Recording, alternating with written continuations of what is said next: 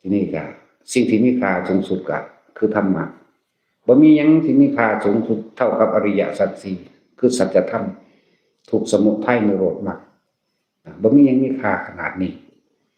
พวกเขาเสียเวลากับกิเลสตัณหาพากันเวียนว่ายตายเกิดขึ้นสวรรค์ลงนรกอยู่บ่ซ้ำนี้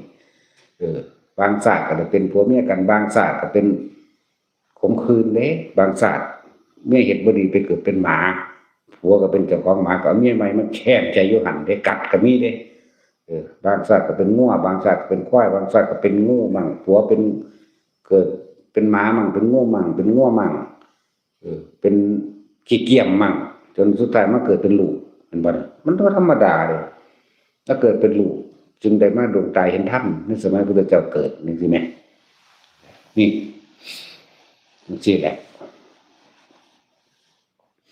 ฉะนั้นจงประคองกันซะก่อนจัก3 ปีแต่3 ปีมันก็ปาแมงเลย